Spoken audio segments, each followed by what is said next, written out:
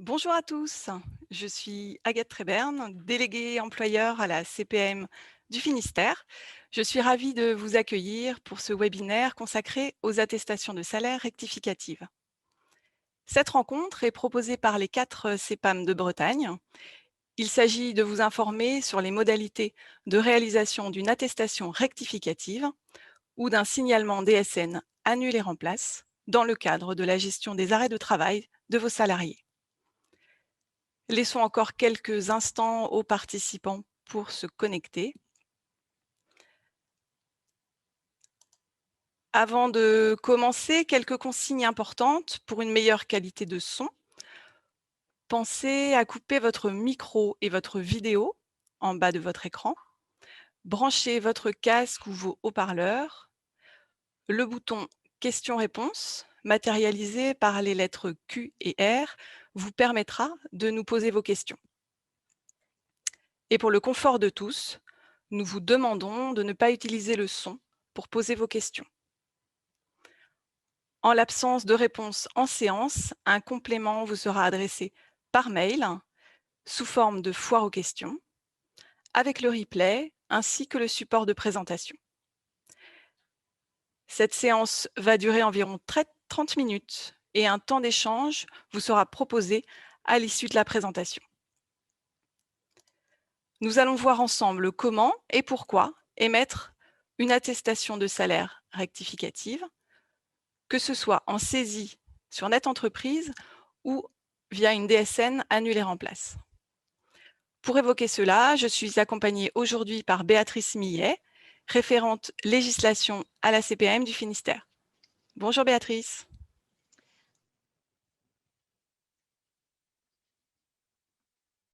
Bonjour Agathe, bonjour à tous. Nous allons voir quand, pour quel motif et comment vous devez émettre une attestation de salaire rectificative ou un signalement annulé remplace en DSN. Quand devez-vous transmettre une attestation rectificative? Tout simplement lorsque l'élément envoyé précédemment est erroné. Pour quel motif devez-vous transmettre une attestation rectificative? Si la date de fin de subrogation est à modifier, lorsque le dernier jour de travail est erroné, si un salaire transmis n'est pas correct, lorsqu'il manque un salaire rétabli, ou encore suite à une anomalie qui nécessite un changement de paramétrage DSN. Comment devez-vous transmettre une attestation rectificative? En saisissant une attestation rectificative par le canal EFI via netentreprise.fr ou encore en effectuant un événement annule et remplace en DSN. Tout ceci sera développé dans la suite de la présentation. Pourquoi émettre une attestation rectificative en DSIJ?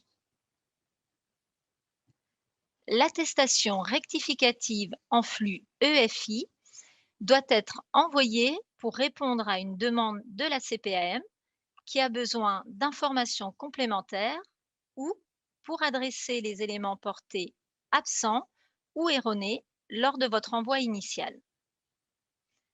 Pour précision, l'EFI, échange de formulaire informatique, est un mode de transmission en ligne, contrairement à l'EDI, qui permet un envoi directement par votre logiciel. Lorsqu'une attestation n'est pas cochée rectificative, quelles sont les conséquences? En utilisant des exemples, nous allons revoir ensemble en détail les différents motifs pour lesquels vous devez transmettre une attestation de salaire rectificative et les conséquences si cette attestation n'est pas cochée rectificative. Nous allons commencer par la subrogation. Si vous transmettez une attestation de salaire qui n'est pas cochée rectificative pour prolonger les dates de subrogation, le dossier ne sera pas régularisé par la CPAM. ce qui induit pour vous que les prochains paiements seront effectués à votre salarié. Si l'on prend un exemple, arrêt du 1er octobre au 30 novembre. Première attestation de salaire transmise avec une subrogation du 1er octobre au 30 novembre. Réception d'une prolongation d'arrêt du 1er décembre 21 au 31 janvier 22. Deuxième attestation de salaire transmise dès le 1er décembre 2021, non cochée rectificative, avec une date de fin de subrogation modifiée au 31 janvier 2022. Cette deuxième attestation ne sera pas prise en compte car elle n'est pas cochée rectificative. Les indemnités journalières vont donc être réglées à votre salarié à compter du 1er décembre. Lorsque vous vous apercevez que les indemnités journalières sont versées à tort à votre salarié, vous transmettez une nouvelle attestation de salaire que vous cochez bien rectificative. Mais il faut savoir qu'en matière de subrogation, nous nous conformons aux informations indiquées sur l'attestation de salaire initiale et toute modification de cette rubrique ne peut avoir d'effet rétroactif.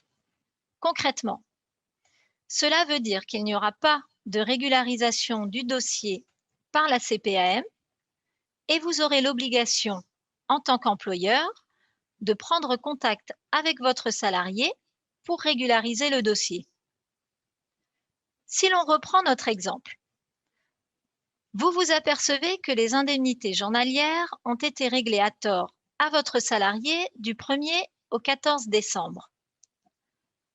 Le 18 décembre, vous nous transmettez donc une nouvelle attestation de salaire cochée rectificative en demandant de prolonger la subrogation jusqu'au 31 janvier 2022. À réception, comme en matière de subrogation, il n'y a pas de rétroactivité, la CPAM reprendra la subrogation, mais seulement à compter du 15 décembre 2021. De votre côté, vous devrez vous rapprocher de votre salarié pour régulariser la période du 1er au 14 décembre 2021. J'en profite pour vous rappeler l'importance d'indiquer dès votre premier envoi la période de subrogation maximale selon les droits de votre salarié et de la convention collective.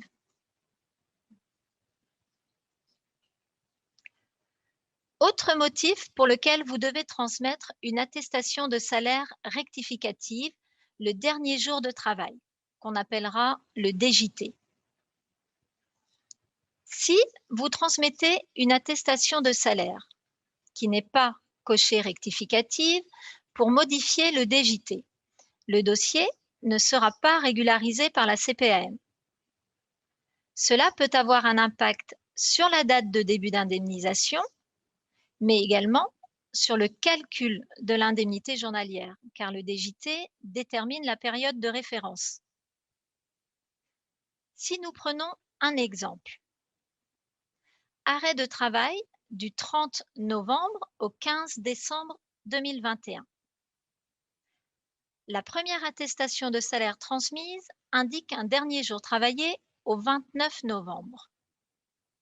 L'arrêt sera donc indemnisé à compter du 30 novembre sur la base des salaires des mois d'août, septembre et octobre 2021.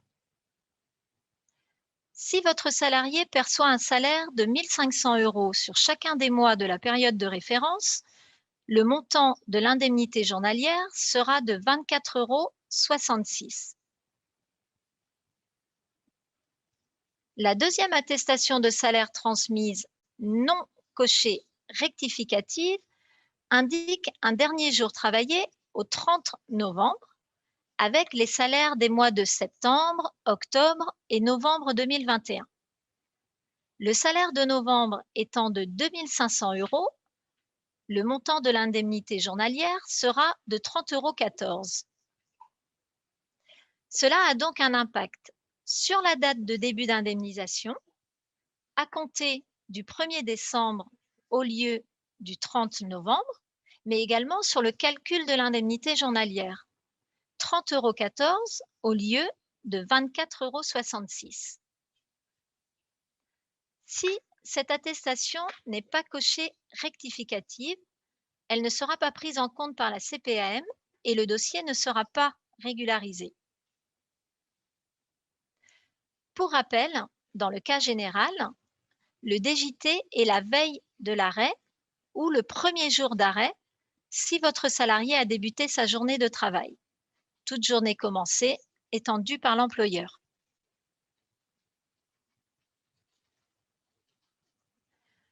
Concernant le motif salaire erroné, si vous transmettez une attestation de salaire qui n'est pas cochée rectificative pour modifier un salaire, le dossier ne sera pas régularisé par la CPAM.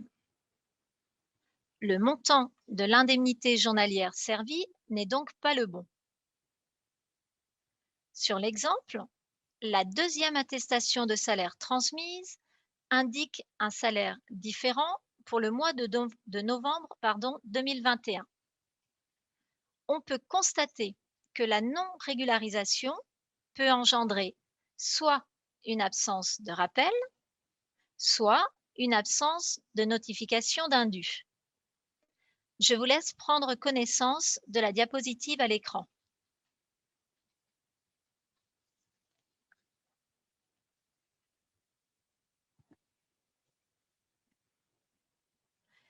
Dernier cas, celui de l'absence de salaire rétabli.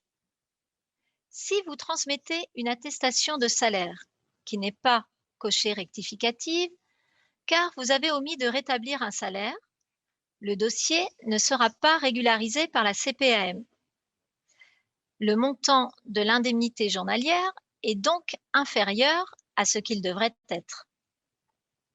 Sur l'exemple qui suit, par rapport à la première attestation de salaire, où le salaire du mois de novembre était de 1 200 €, la deuxième attestation de salaire transmise indique un salaire rétabli pour absence maladie pour le mois de novembre 2021.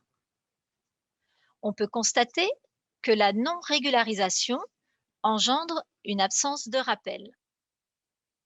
Je vous laisse également prendre connaissance de la diapositive à l'écran.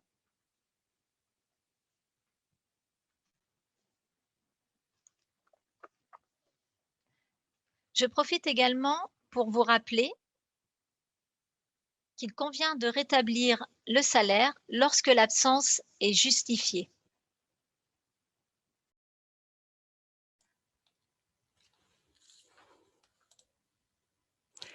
Merci Béatrice. Nous allons voir maintenant comment saisir concrètement une attestation de salaire rectificative. Si vous saisissez vos attestations de salaire sur Net Entreprise, pour transmettre une nouvelle attestation, il vous faut impérativement cocher la mention « Attestation rectificative » présente à l'étape 4 de votre saisie. Ainsi, une nouvelle attestation sera bien cochée rectificative une fois réceptionnée par la CPAM, comme vous le voyez en bas à droite de votre écran.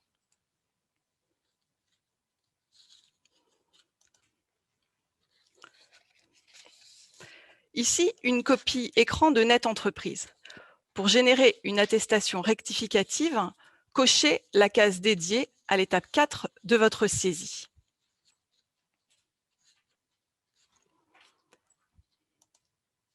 Vous pouvez vérifier que votre attestation de salaire est bien cochée rectificative entre les étapes 7 et 8. Une fois à l'étape 7, votre saisie est terminée.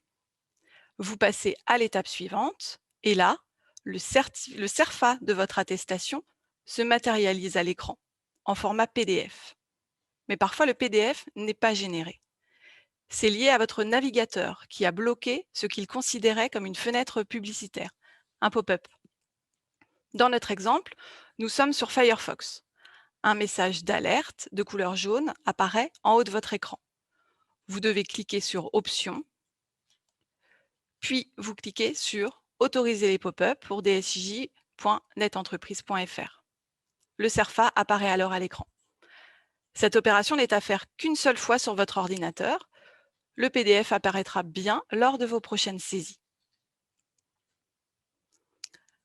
Dans le cadre d'une attestation de salaire issue d'un signalement d'événement en DSN, l'attestation rectificative est une annule et remplace.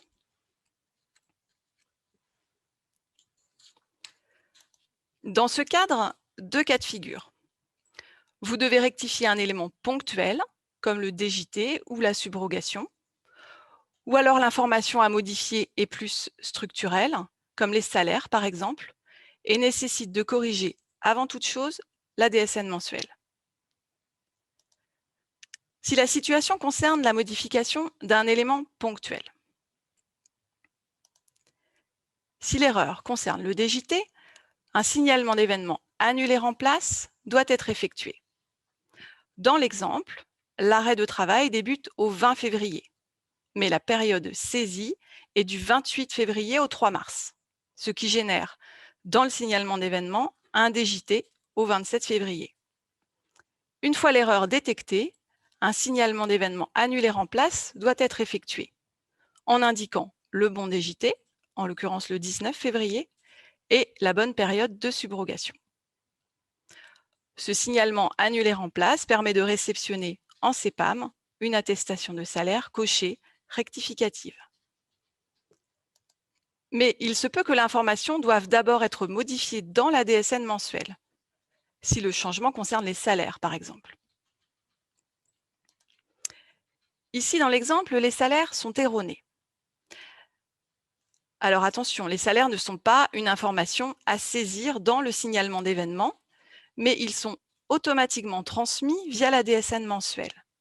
Dès lors, pour modifier cette information qui apparaît erronée sur l'attestation de salaire reconstituée en CPAM, il convient de modifier le paramétrage de votre logiciel de paye pour que les infos contenues dans la DSN mensuelle soient correctes. De la même façon, ne pas oublier de renseigner le bloc changement ou régularisation pour la prise en compte des nouvelles informations dans les DSN mensuels de la période de référence. Bon, concrètement, comment ça marche?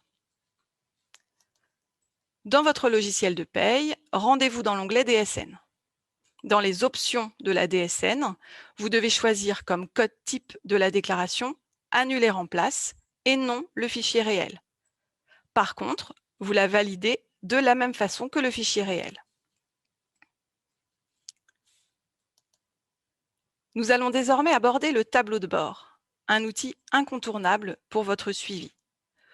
Vous venez de faire un signalement d'arrêt de travail en DSN et vous souhaitez vérifier que cette transmission s'est bien déroulée. C'est le tableau de bord qui vous permettra de suivre vos envois. Cet outil est directement disponible sur NetEntreprise ou sur votre logiciel de paye. Deux vérifications sont nécessaires. Le certificat de conformité. S'il n'est pas bon, KO, il n'y a pas d'attestation de salaire reconstituée. Vous devrez alors refaire votre signalement. Et le bilan de traitement. La lecture de ce bilan vous permettra de comprendre pourquoi votre signalement a été rejeté. L'attestation a bien été reconstituée, mais elle ne permet pas de payer les indemnités journalières. Voyons ensemble le détail de ce bilan de traitement. Sur cet exemple, l'attestation n'a pas pu être reconstituée. Le bilan est KO. Vous aurez un message dans le bilan de traitement. On voit l'anomalie juste en dessous. Ici, les salaires sont erronés. Veuillez indiquer les salaires rétablis.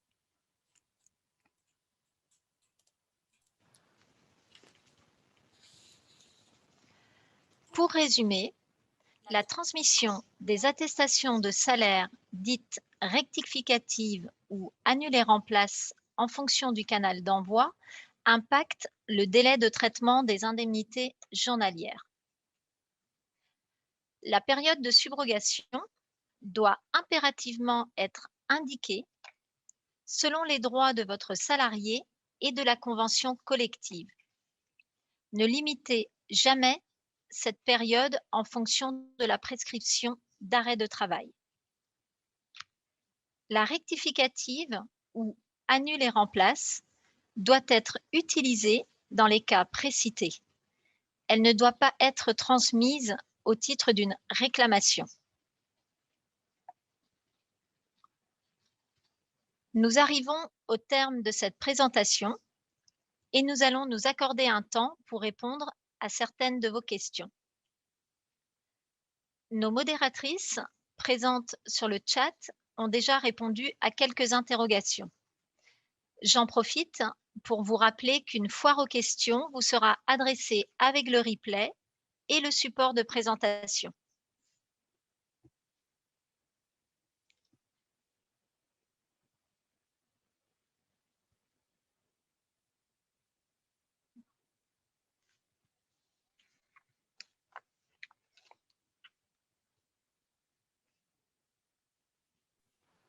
Bonjour. Une question a été posée concernant donc le dernier jour de travail. Quel est le dernier jour de travail à indiquer sur l'attestation de salaire? Dans le cas général, le dernier jour de travail que vous devez indiquer est la veille de l'arrêt. Donc, si vous avez un arrêt qui débute le lundi, le dernier jour travaillé sera donc le dimanche. Parfois, votre salarié a pu débuter sa journée de travail. Dans ce cas, le dernier jour travaillé ne sera non pas la veille, mais le premier jour de l'arrêt de travail. Pour compléter cette question, si l'assuré a un arrêt maladie suivi d'un arrêt maternité, quel sera le dernier jour de travail à indiquer sur l'attestation de salaire maternité? Donc là, on est dans ce qu'on appelle, nous, un changement de risque. La salariée est d'abord en arrêt maladie et ensuite, elle bascule en congé maternité. Dans ce cas précis, le dernier jour de travail pour le congé maternité sera le même que pour l'arrêt maladie, donc la veille du premier arrêt. J'en profite pour vous préciser qu'en DSN, certains logiciels, en fait, sont paramétrés comme ça et ils calent automatiquement le dernier jour travaillé à la veille du changement de risque. Donc, dans notre cas de figure, à la veille du congé maternité. Donc là, il est nécessaire pour vous de prendre la main sur ce dernier jour de travail qui s'insère automatiquement pour le déplacer à la veille de l'arrêt de travail maladie. Une autre question concernant l'attestation rectificative, elle ne peut pas servir de réclamation. Comment faire pour vous signaler un paiement erroné? Oui, effectivement, la rectificative ne doit pas faire l'objet, enfin ne doit pas être utilisée pour faire une réclamation. Vous avez en tant qu'employeur un numéro qui vous est dédié et qui est le 36 79. Et donc là, vous pourrez expliquer la problématique que vous avez sur votre dossier pour que ce soit traité dans les services compétents.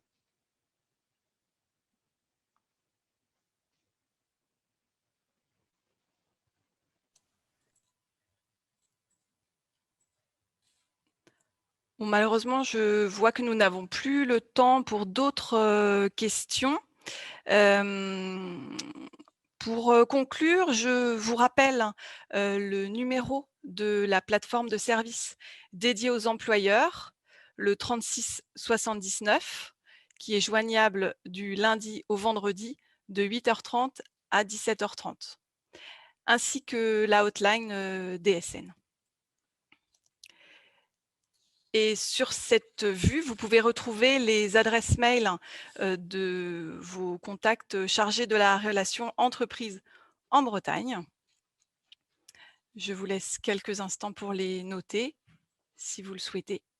Je vous remercie.